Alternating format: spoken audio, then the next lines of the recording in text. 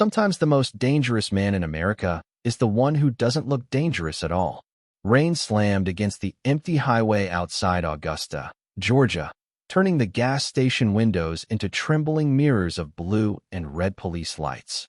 The storm had rolled in fast that night, swallowing the road, drowning the town in cold wind and silence.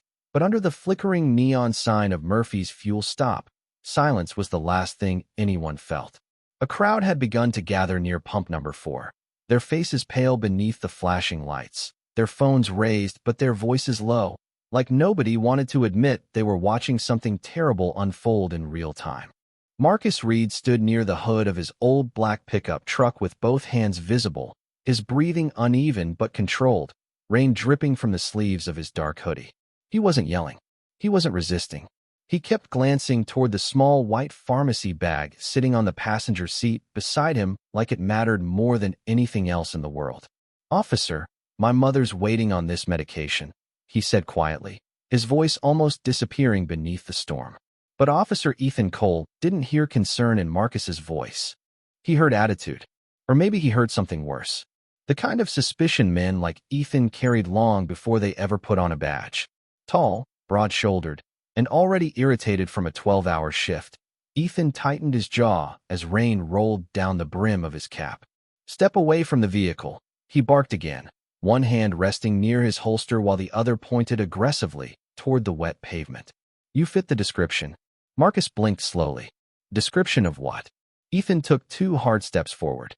"Don't play games with me." The crowd shifted uneasily. Somewhere near the entrance, an older cashier stood frozen behind the glass doors, whispering prayers under her breath, while a teenage employee secretly recorded everything from behind a rack of potato chips. Marcus looked exhausted more than angry, like a man who had spent his entire life learning how to stay calm in moments exactly like this. His eyes drifted toward the police cruiser for one brief second before lowering again. "I just came from St. Mary's Hospital," he explained. "My mom has kidney failure. I was getting her prescription before the pharmacy closed." Ethan scoffed. Convenient story. The rain grew heavier. Thunder rolled across the sky like distant artillery. Marcus slowly reached into his back pocket. "My ID's right here." Instantly Ethan's posture changed. "Don't move," he shouted, taking another step forward as nearby officers rushed from their vehicles. The atmosphere snapped tight like a wire about to break. People stopped breathing. Marcus froze immediately, lifting one hand higher into the air. "It's my wallet," he said carefully. "That's all." But Ethan's pulse was already outrunning reason. His flashlight beam bounced violently across Marcus's chest while fear and ego twisted together beneath the badge. To Ethan, Marcus wasn't a tired son standing in the rain anymore. He was a threat, a headline waiting to happen. Another black man who, in Ethan's mind, didn't belong in a quiet town after midnight. Then came the moment nobody would forget. A sudden movement, a shout swallowed by thunder, panic exploding beneath flashing lights. The pharmacy bag slipped from the truck seat and hit the wet pavement as the crowd screamed and stumbled backward. Marcus collapsed near the driver's door, staring upward into the rain with shock spreading slowly across his face. His phone slid from his pocket onto the concrete, the cracked screen still glowing. And somewhere nearly 800 miles away inside a silent military operations room in Northern Virginia, another phone began to ring. The operations room at Fort Liberty was built for silence. Thick steel walls, dim overhead lights, rows of monitors glowing in shades of green and blue. Men trained for chaos moved calmly through classified briefings while rain hammered the windows outside the North Carolina compound. But at exactly 11:42 p.m., the room changed. A secure phone vibrated once against the metal conference table. Major Darius Reed glanced down at the screen without emotion at first. Then his face hardened. The room around him seemed to disappear. For a long second he did not answer. He only stared at the caller identification flashing across the display. Marcus. His twin brother never called during operations hours unless something was wrong. Darius finally picked up. "Marcus." Static crackled through the line. Rain. Distant voices. Then breathing. Weak. Unsteady. "Darius." The voice barely sounded human anymore. Somewhere in the background, people were shouting orders. Tires hissed across wet pavement. A woman cried out in panic. Darius stood slowly from his chair. Every soldier in the room noticed immediately. Men with years of combat experience recognized danger by instinct. And right now danger was standing in front of them, wearing a dark military uniform and a face drained of all warmth. "Marcus, talk to me." Silence for 2 terrifying seconds. Then came a whisper that would replay in Darius Reed's mind for the rest of his life. "I did everything right." The line suddenly shifted. New voices entered. Loud. Nervous. Someone yelled for paramedics. Another officer barked instructions. Darius closed his eyes for half a second, as if forcing himself not to break apart. "Location," he said coldly. But Marcus did not answer. The line disconnected. The room stayed frozen. Nobody moved. Nobody spoke. Colonel James Whitaker stepped forward carefully, his expression tight. "Major Reed." Darius lowered the phone slowly. Every muscle in his body looked locked in place. "Give me every report coming out of Augusta Police Department tonight." His voice was quiet.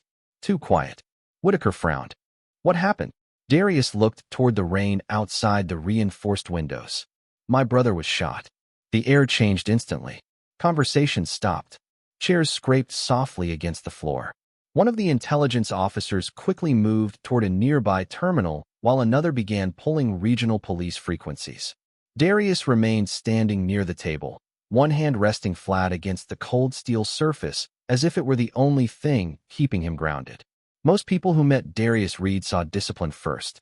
The medals, the posture, the calm voice that never rose under pressure. But what they never saw was the man behind it. The older brother who spent his childhood protecting Marcus from schoolyard fights. The teenager who split every paycheck to help their mother keep the lights on in Richmond, Virginia.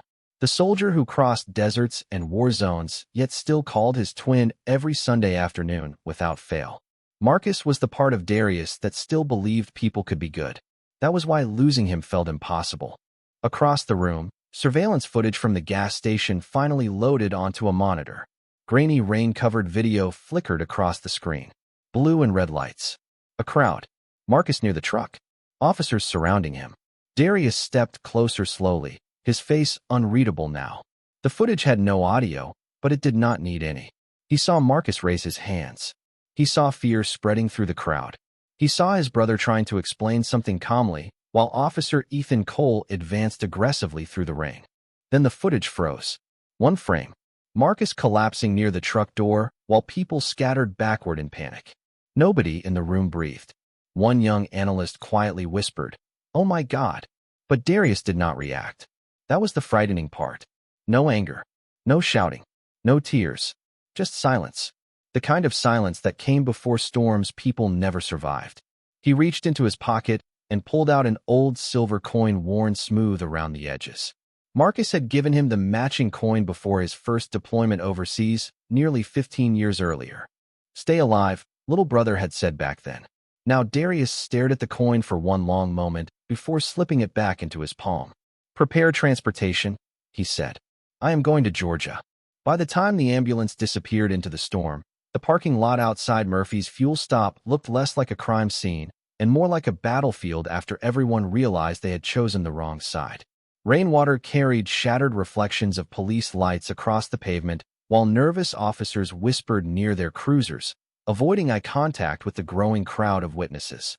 Officer Ethan Cole stood near the gas pumps trying to steady his breathing, but the tremor in his hands would not stop. He kept replaying the same moment inside his head over and over again. Marcus reaching toward his pocket. The movement. The fear. The split-second decision. But deep down, Ethan knew the truth was uglier than fear. Fear did not explain the way he had spoken to Marcus before everything spiraled out of control. Fear did not explain the anger in his voice the second he saw a black man standing beside an expensive truck after midnight. Captain Laura Mitchell arrived 15 minutes later, her SUV cutting through standing water as thunder rolled overhead. She stepped out into the rain with the exhausted expression of someone who already knew this night was about to destroy careers. "Talk to me," she demanded sharply while walking toward Ethan. Ethan swallowed hard. Suspect reached for something in his waistband. "I followed protocol." Laura's eyes narrowed immediately. "Waistband?" Ethan hesitated. "Just enough." Around them, officers shifted uneasily while body cameras blinked silently beneath soaked uniforms. One younger deputy looked away altogether. Laura noticed everything. Witnesses are saying his hands were up, she said coldly. Ethan forced frustration into his voice. Witnesses say a lot of things after they start recording on their phones. But before Laura could respond, another patrol officer hurried toward them holding a clear evidence bag. "Captain," he said nervously, "we found this in the victim's truck." Inside the plastic bag sat a small framed photograph. Laura took it carefully, rain dripping from her fingertips onto the surface. The picture showed two black men standing shoulder to shoulder in matching dress uniforms years earlier. Same eyes, same face. Twins. One smiled warmly at the camera. The other looked calm, unreadable, dangerous without trying to be. Laura's expression shifted instantly when she noticed the military insignia on the uniform collar. "Who is this?" she asked quietly. The deputy checked his notes. "Victim is Marcus Reed, local resident, high school football coach." He pointed toward the second man in the photo. "But this one," he hesitated. "We ran facial recognition through the federal database after dispatch flagged the emergency contact number." Ethan frowned. "What are you talking about?" The deputy looked pale now. "That is Major Darius Reed." Silence spread through the group. Even the rain suddenly seemed quieter. Ethan stared blankly. "Never heard of him." The deputy swallowed hard. "Delta Force Commander. Multiple classified commendations. Bronze Star. Silver Star. Intelligence clearance above law enforcement access."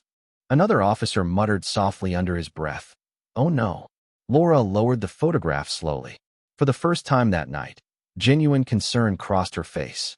She looked directly at Ethan. "Tell me exactly what happened." Ethan's jaw tightened defensively. "I already told you."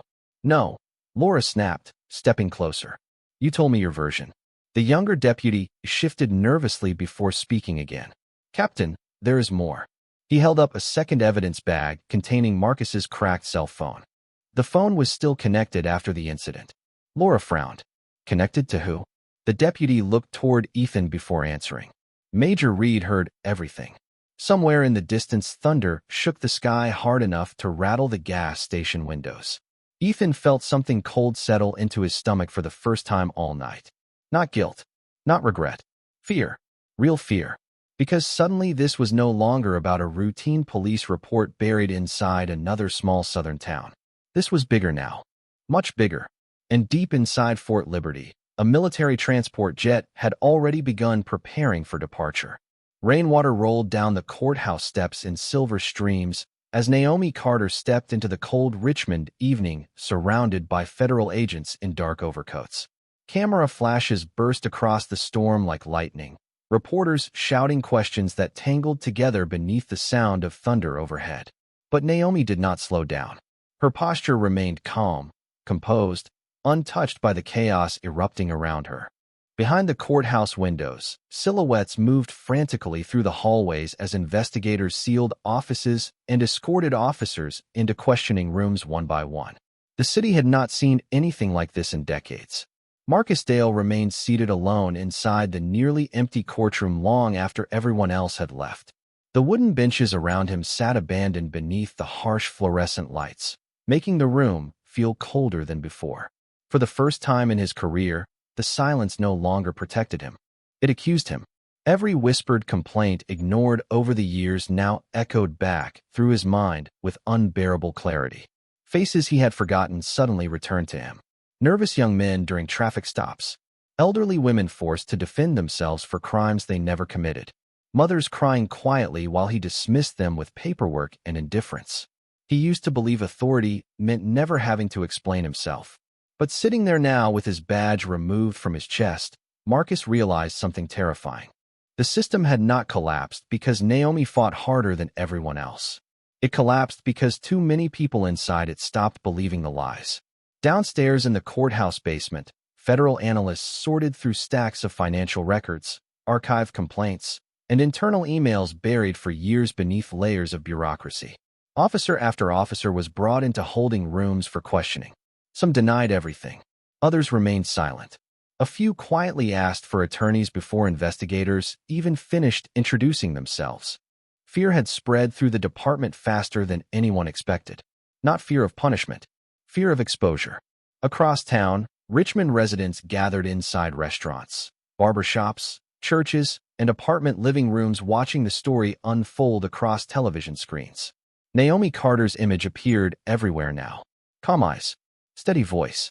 The woman many officers dismissed as insignificant only 24 hours earlier had become the center of a federal investigation capable of dismantling half the department.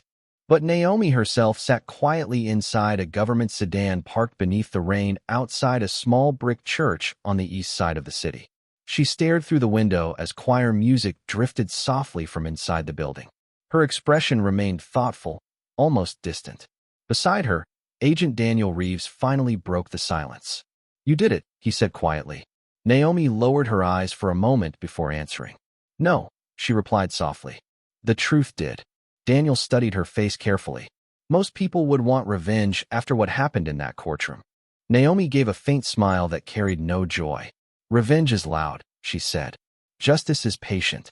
Outside, churchgoers slowly stepped into the rain beneath umbrellas, while distant sirens echoed through downtown Richmond. Somewhere across the city, officers were being suspended. Judges were under investigation. Careers built on intimidation were beginning to crumble beneath the same system they once manipulated so easily. But Naomi understood something deeper than anyone watching the news that night. Corruption did not survive because powerful people created it. It survived because ordinary people became too afraid to challenge it. Inside the courthouse, workers quietly removed Marcus Dale's nameplate from his office door, while janitors mopped muddy footprints from the hallway floors. The badge he once polished every morning now sat sealed inside an evidence bag beneath fluorescent light. Cold, meaningless, empty. And as thunder rolled across the Richmond skyline, one truth settled heavily over the city like the storm itself. A person can hide behind authority for years, but eventually the truth arrives carrying no weapon at all except the courage of someone finally willing to stand still and speak. Rain covered Richmond through the entire night, washing against courthouse windows and flooding the empty sidewalks with reflections of red and blue emergency lights. By morning, the city no longer felt the same. News vans lined the streets outside the courthouse before sunrise. Reporters stood shoulder to shoulder beneath umbrellas, speaking urgently into microphones while federal agents moved in and out of the building carrying sealed evidence containers. The story had spread faster than anyone expected. What began as a routine hearing had exploded into a nationwide investigation. Inside police headquarters, the atmosphere was suffocating. Officers who once laughed beside Marcus Dale now avoided eye contact entirely. Desks sat abandoned. Conversations stopped whenever supervisors walked past. The confidence that once filled the department had been replaced by fear. Quiet fear. The kind that settles into people when they realize years of hidden behavior are finally being dragged into the light. Vanessa Cole stood near the window of a temporary federal office overlooking downtown Richmond, her arms folded as storm clouds drifted slowly above the city skyline. She had not slept more than 2 hours, yet exhaustion never touched her face. Her focus remained sharp, almost frighteningly calm. A young federal analyst stepped carefully into the room, holding another stack of files. "More complaints surfaced overnight," he said quietly. "Former detainees, witnesses, even retired officers." Vanessa nodded once and accepted the folder. Every page told the same story in different ways. Missing evidence, manipulated arrests, Black families silenced after filing complaints, careers destroyed for speaking too loudly against the wrong people. The deeper the investigation reached, the uglier the truth became. She closed the folder slowly, her jaw tightening for the first time all morning. Not because she was shocked, because she had known this already. The hardest part was never discovering corruption. The hardest part was proving it loudly enough that nobody could bury it again. Across town, Marcus sat alone in a holding room inside federal custody, staring blankly at the metal table in front of him. Hours earlier, he had still believed someone would protect him. A union representative, a superior officer, a judge, somebody. But the calls had stopped coming.